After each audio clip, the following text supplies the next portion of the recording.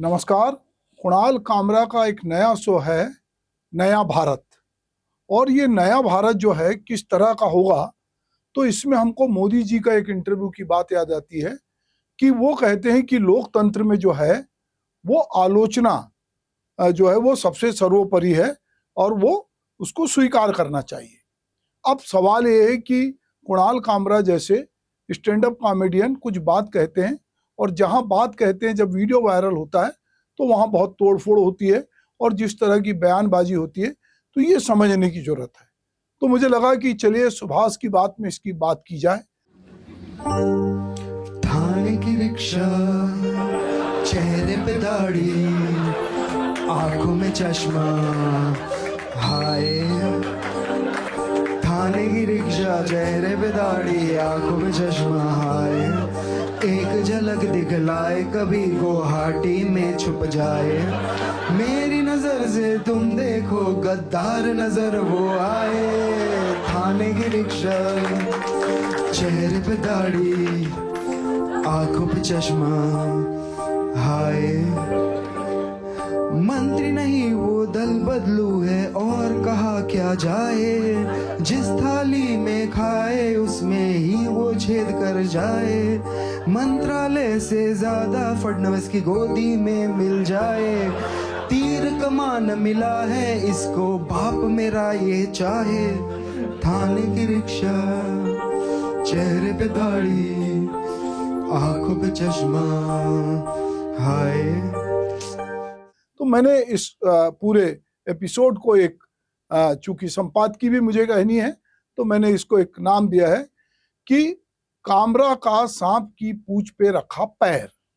Stand up comedian Kunal Kamra ने unique एंटीनियल club Mumbai के एक कॉमेडी शो में शिवसेना के नेता और महाराष्ट्र के उप मुख्यमंत्री एकनाथ शिंदे के ऊपर व्यंग्यात्मक टिप्पणी की। उसके बाद विवाद शुरू हो गया जिससे उनके स्टूडियो में तोड़फोड़ की गई। पुलिस ने एफआईआर दर्ज की, क्लब में भी तोड़फोड़ हो गई। इसी बीच तेलंगाना में कुणाल कामरा का बयान आया कि मैं माफी नहीं मांगूंगा, अलबत्ता पुलिस जांच में सहयोग करूंगा। कुणाल कामरा का कहना है कि उन्होंने जो कुछ भी कहा है वह संविधान में जो प्राप्त अधिकारों के दायरे में रहकर कहा है। यहाँ मुख्य रूप से जो सवाल खड़े होते हैं वह यह है कि क्या कॉमेडियन को किसी सार्वजनिक शो में जो है इस तरह की टिप्पणी करना चाहिए। यदि वह अपराध है तो उसके लिए एफआईआर दर्ज होनी चाहिए। यह मामला अभिव्यक्ति की आजादी और हास्य की सीमाओं पर बहस का एक नया उदाहरण है। भारत में स्टैंड अप कॉमेडी के ऐसे बहुत सारे मामले हैं जहां पर कि इस तरह के बहुत सारे प्रकरण पूर्व में भी दर्ज हुए हैं। यदि हम पिछले प्रकरण को देखें तो कुणाल कामरा का अर्नब गोस्वामी के साथ टकराव 2020 में हुआ। एक इंडिगो की फ्लाइट में पत्रकार अर्नब गोस्वामी से जो है रोहित वेमुला के कवरेज के सवाल पर उन्होंने जो वीडियो पोस्ट किया था, इसके बाद इंडिगो और अन्य एयरलाइन ने उन पर 6 महीने का कुणाल कामरा पे बैन किया था। इसके बाद एक दूसरा अभिव्यक्ति की आजादी बनाम निजी हमले की बहस को इसको देखा गया। कुणाल ने माफी मांगी नहीं मांगी, इससे अपने कॉमेडी का हिस्सा बनाया। फिर एक मामला आता वीर दास का। टू इंडियाज मोनोलॉग 2021 में वीर दास ने वाशिंगटन के केनेडी सेंटर में टू इंडियाज मोनोलॉग प्रस्तुत किया जिसमें भारत के विरोधाभासों पे तंज कसा। कुछ ने इसे देश की छवि खराब करने वाला बताया और उसके खिलाफ शिकायत दर्ज की गई। कईयों ने इसे साहसिक व्यंग माना। मुनव्वर फारूकी जो बिग बॉस में भी आए हैं, उन्होंने हिंदू देवी देवताओं पे कमेंट्स किया 2021 में और उसके लिए गोधरा कांड पे कथित तौर पे आपत्तिजनक टिप्पणी की। तन्मय भट्ट जो है उन्होंने सचिन तेंदुलकर और लता मंगेशकर पे जोक प्रस्तुत किया और कहीं ना कहीं उनका मजाक उड़ाया। इसे राष्ट्रीय प्रतीकों का अपमान माना गया। शिवसेना और एमएनएस ने इसका विरोध किया और इसके खिलाफ एफआईआर दर्ज हुई। तन्मय ने माफी नहीं मांगी लेकिन वीडियो हटा लिया। कपिल शर्मा ने शराब पर कमेंट्स किया अपने शो में, द कपिल शर्मा शो में शराब पीने को एक जोक सुनाया। महाराष्ट्र कुछ नेताओं को आपत्ति लगी और बाद में इसे संस्कृति के खिलाफ भी बताया गया। कपिल शर्मा ने माफी मांग ली। समय रैना जो अभी हाल ही में बहुत चर्चित हुए थे, जिसके कारण जो है उनके शो को बहुत यहाँ पर अलग तरह से देखा गया। इंडिया घाट लेटेंट पर जोक जो है 2021 में अपने शो पर वो उन्होंने एक जोक सुनाया और वो अश्लील माना गया। अभी हाल ही में वो भी बहुत ट्रोल हुए क्योंकि उनके शो की बहुत बदनामी हुई। तो इस तरह से लगातार हम देख रहे हैं कि हमारे देश में जो ये comedy, stand up comedy, Kunal Kamra की बात करें तो उनने सलमान खान पे कमेंट्स किया था और ब्लैक बक और हिट एंड रन को लेकर उन्होंने जोक सुनाया था। बाद में सलमान के फैंस ने विरोध किया और खैर सलमान ने कोई उन पे मानहानि नहीं की और कोई ऐसा प्रकरण बाद में बड़ा नहीं बना। तो लगातार हम ये देख रहे हैं कि अक्सर यह आरोप लगाया जाता है कि वे हास्य की आड़ में अश्लीलता और राजनीतिक अपमान फैलाते हैं। सिंधे मामले में साइना एनसी ने इसे वर्गेलिटी जो है करार दिया है और हास्य और व्यंग के बीच में हम मानते हैं कि एक बहुत महीन रेखा होती है और किसी को भी जो है वो अपने ऊपर जो व्यंग होता है, बहुत कम लोग होते हैं कि जो व्यंग को झेल सके। अब इसमें एक गहरी बहस हो रही है कि इसकी कोई सीमा होनी चाहिए क्या यह पूरी तरह आजाद होना चाहिए। भारतीय राजनीति का यह पुराना चेहरा है। भाजपा और शिवसेना ही नहीं, कांग्रेस और आप जो दल है उसने भी उसके लोगों को भी कहीं ना कहीं इसमें तकलीफ हुई है।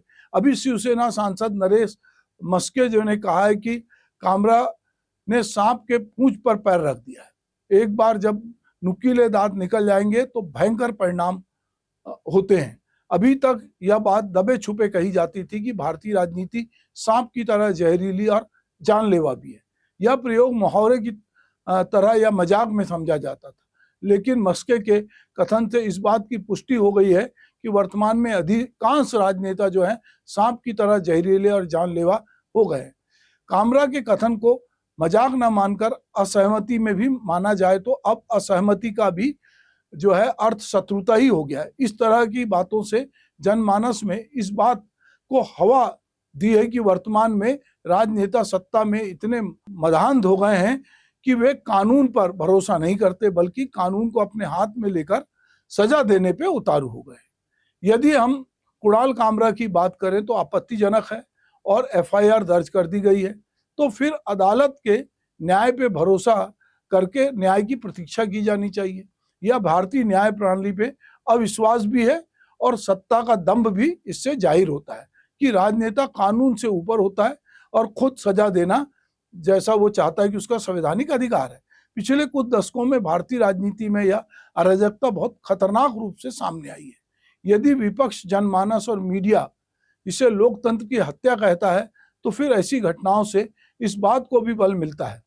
राजनीतिक नेताओं का खुद को या अपने दल को मनुष्यता से सांप में तब्दील कर देने का दंभ कोई अच्छे संकेत तो नहीं है। सांप की प्रजाति मनुष्यता के लिए हमेशा घातक रही है, कोई भी दल हो, लेकिन इस तरह की अराजकता जो एक तरह से गुंडागर्दी कहलाती है, भारतीय राजनीति की छवि पर कालिक पोत रही है। कांग्रेस के समय भी यह होता था, लेकिन बदलाव के बाद हमें लगा था कि अब भारतीय लोकतंत्र की छवि ज्यादा उज्जवल होकर सामने आएगी। सत्ता से जुड़े राजनेताओं को इस तरह अराजक और लगभग गुंडागर्दी का जो सहारा लेकर जो है इस तरह की जो बात कर रहे हैं, उससे भारतीय जनमानस को जो है गहरे रूप से वो निराश कर रहे हैं। तो ये एक तरह की घटना हुई है जिसको लेकर अभी बातचीत जारी है। तो ये बहुत सारे नेताओं के इस पे बयान आ रहे हैं।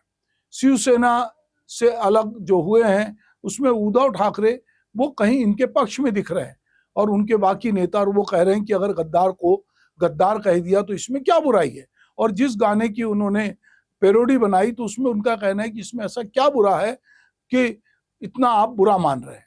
पर युति सरकार, जो महायुति सरकार में दल शामिल हैं, चाहे एनसीपी हो, चाहे भाजपा हो, चाहे एक नाथ शिंदे की शिवसेना हो, वो इसको लेकर आलोचना कर रहे हैं। कुणाल कामरा ये भाडोत्री कॉमेडियन कुछ पैसे के लिए हमारे ऊपर टीका टिप्पणी कर रहे हैं, हमारे नेता के ऊपर टीका टिप्पणी कर रहे हैं। हमारे शिवसैनिक है ना, आपको आपकी जगह दिखाएंगे। हमारे नेता के ऊपर टीका टिप्पणी करने के लिए आपके पास कार्यकर्ता भी नहीं बचे। क्या हालत है आपकी, इसीलिए ऐसे भाडोत्री लोग इस्तेमाल करने लगे हैं।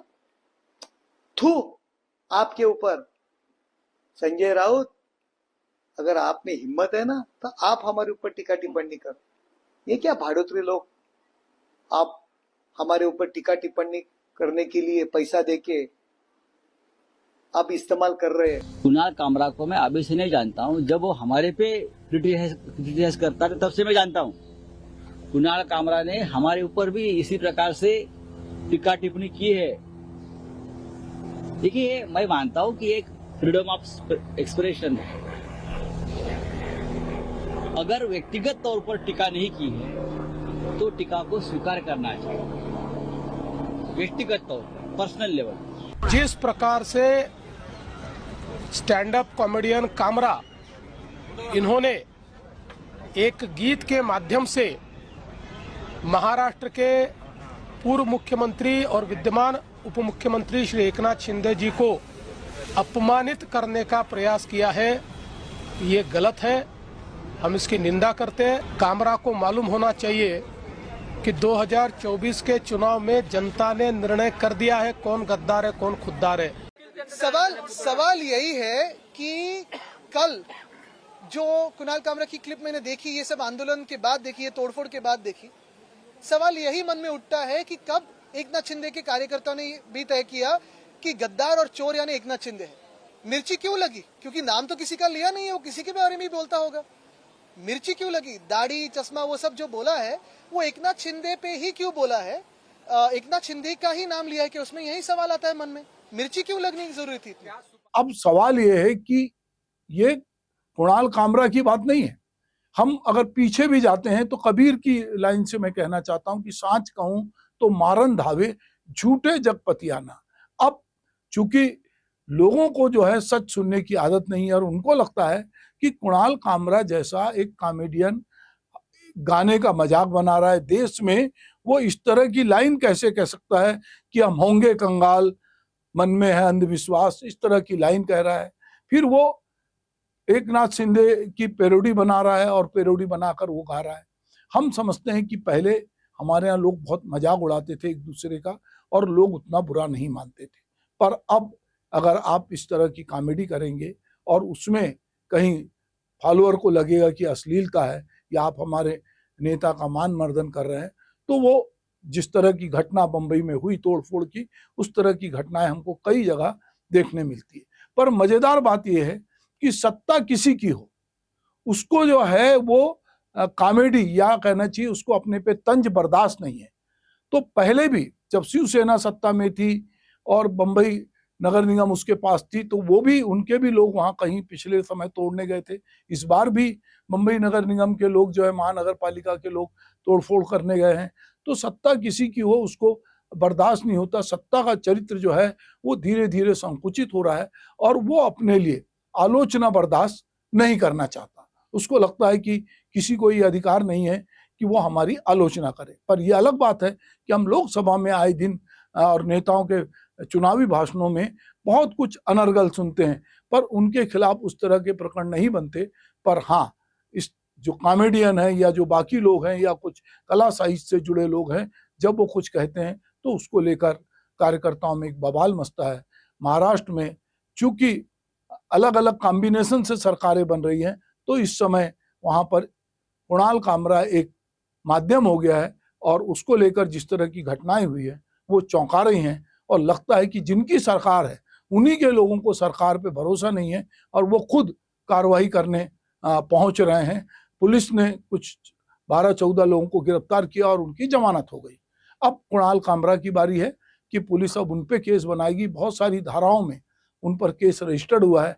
देखते हैं कि आने वाले समय में क्या होगा। कुणाल कामरा गिरफ्तार होते हैं या न्यायालय में प्रस्तुत होते हैं और उनको क्या इस देश में, जैसा कि शिवसेना गुट के लोग कह रहे हैं, शिंदे गुट के, कि हम उनको सड़क पे भी नहीं चलने देंगे, तो क्या होगा? जो लोग आलोचना करेंगे क्या वो सुरक्षित घूम सकेंगे, सुरक्षित अपनी बात कर सकेंगे, या जिस स्टूडियो में रिकॉर्ड करेंगे क्या वहां पर तोड़फोड़ होगी? ये भविष्य का सवाल है। नमस्कार।